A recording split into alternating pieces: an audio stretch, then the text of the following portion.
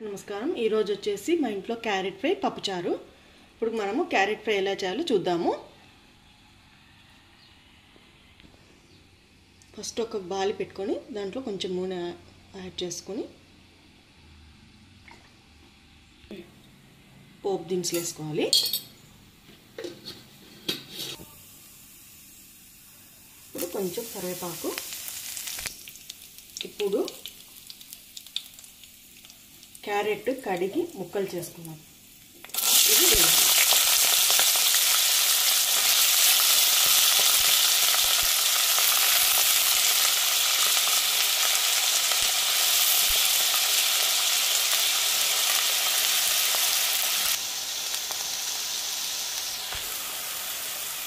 కొంచెం salt add చేసుకున్నాం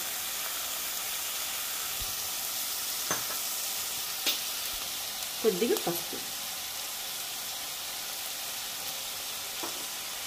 వేసి నీళ్ళు వేయకూడదండి ఓన్లీ ఆయిల్తోనే ఉడికేయండి నీళ్ళు అస్సలు ఒక్క చుక్క కూడా నీళ్ళు వేయకూడదు క్యారెట్ ఫ్రై కదా అస్సలు నీళ్ళు అనేది వేయకూడదు మనం కడిగిన క్యారెట్లోనే వాటర్ ఉంటుంది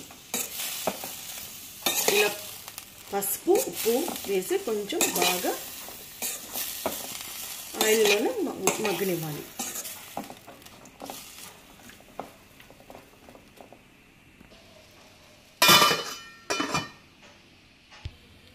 ఇంకో పొయ్యి మీద పప్పు చారండి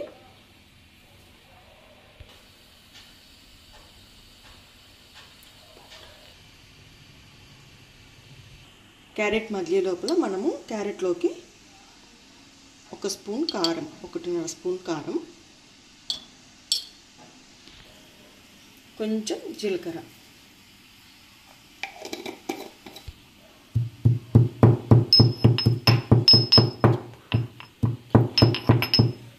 ఇప్పుడు దీంట్లోకి వెల్లుల్లి కూడా వేసుకోవాలి క్యారెట్ ఫ్రైలోకి కారము వెల్లుల్లి జీలకర్ర దంచి వేస్తే చాలా బాగుంటుంది కాకపోతే క్యారెట్ బాగా మగ్గాలి ఆయిల్లో మగ్గిన తర్వాత వేసి కలపాలి పప్పు పొంగొచ్చిందండి మొత్తం పొంగు అంతా తీసేసి కొంచెం పసుపు వేసుకోవాలి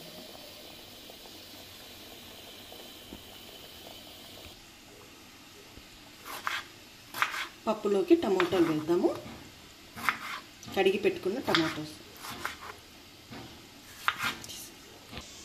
ఇప్పుడు టమాటో వేసుకుందాం కట్ చేసుకున్న టమాటోస్ 3 వేసుకున్నాం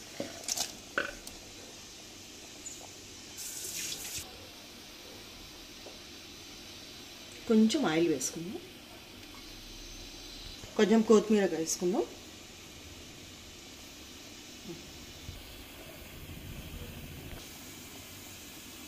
ఒక స్పూన్ కారం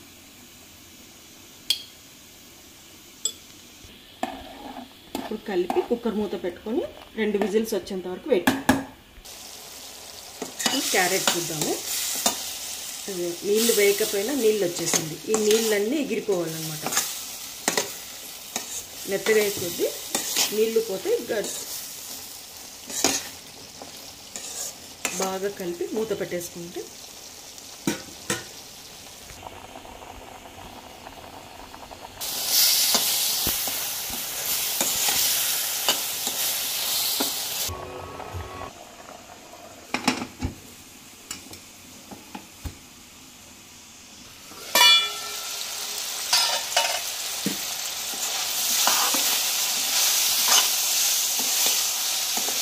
ఇట్లా మధ్య మధ్యలో కలుపుతూ ఉంటే మాడుగు అంటకుండా ఉంటుంది ఇప్పుడు క్యారెట్ బాగా మగ్గింది దీంట్లోకి మనం ఇంతకుముందు దంచుకున్న వెల్లుల్లి కారము జీలకర్ర వేద్దాము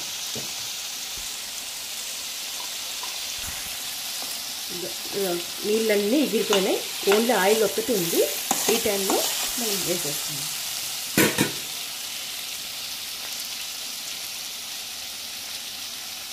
కచ్చా పచ్చగా దంచేయాలన్నమాట మళ్ళీ మెత్తగా దంచకూడదు మనకు వెల్లుల్లి అనేది పంటికి తగులుతూ ఉంటే బాగా టేస్ట్ వస్తుంది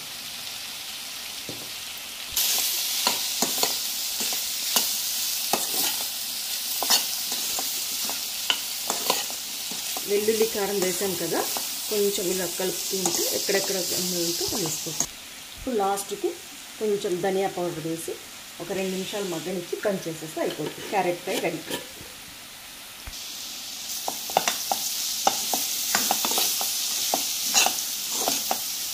సింపుల్గా క్యారెట్ ఫ్రై ఇలా ఉంటుందండి.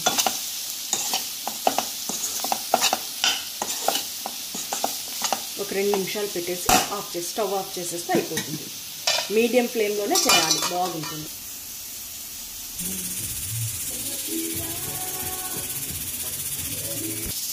అంతే అండి, క్యారెట్ ఫ్రై రెడీ.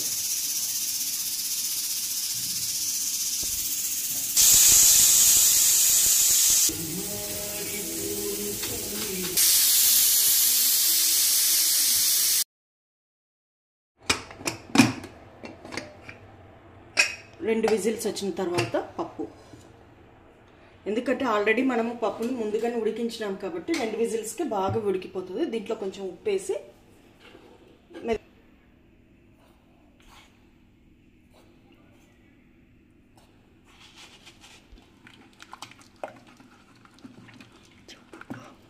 బాగా మెదుపుకోవాలి. ఆల్రెడీ మెత్తగా అయిపోయింది కాబట్టి పప్పు మెదిపిన తర్వాత దీంట్లో హాట్ వాటర్ వేద్దాం. కొంచెం నీళ్ళు వేడి చేసి పెట్టుకున్నాను. హాట్ వాటర్ వేసుకుంటున్నానండి దీంట్లో. ఇప్పుడు మన పప్పు రెడీ అండి. దీంట్లో మనం పోపు పెట్టుకోవాలి. ప్లస్ ఒక లాస్ట్ ఇంగ్రీడియంట్ ఒకటి ఉంది, అది వేస్తాము. ఇప్పుడు పప్పులో పోపు పెట్టేసుకుందాం.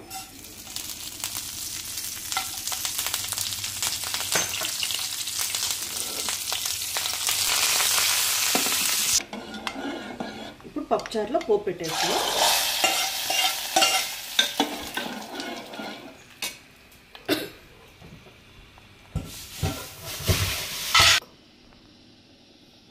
ఇప్పుడు వెల్లుల్లి ఒక గడ్డ అంతా తీసుకున్నామండి. ఇవి కొంచెం బాగా దంచాలి, అంటే మెత్తగా అవ్వకూడదు, ఒక రకంగా మెత్తగా మెదగాలి. దీంట్లో ధనియా పౌడర్,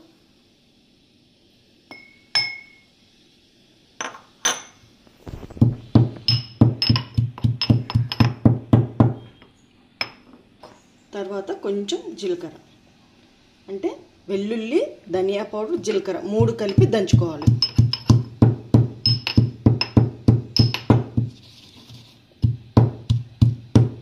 ఇది వేస్తే పప్పుచారుకు టేస్ట్ మారిపోతుంది. ఇదే మెయిన్ సీక్రెట్ పప్పుచారుకు.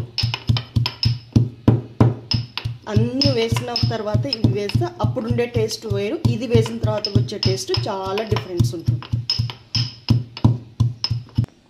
మెత్తగా కాకుండా ఇలా వెల్లుల్లి కనపడాలి బాగా.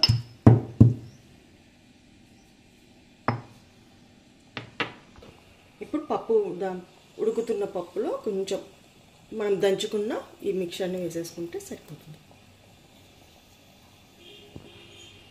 ఈ మిశ్రమాన్ని వేసుకున్నాక ఒక 5 నిమిషాలు చాలు. ఆల్రెడీ మనము హాట్ వాటర్ వేసాం కాబట్టి ఎక్కువ మరగాల్సిన అవసరం లేదు. ఒక పొంగు వస్తే చాలు, అంటే ఒక 5 నిమిషాల్లో అంతేనండి, పప్పుచారు రెడీ.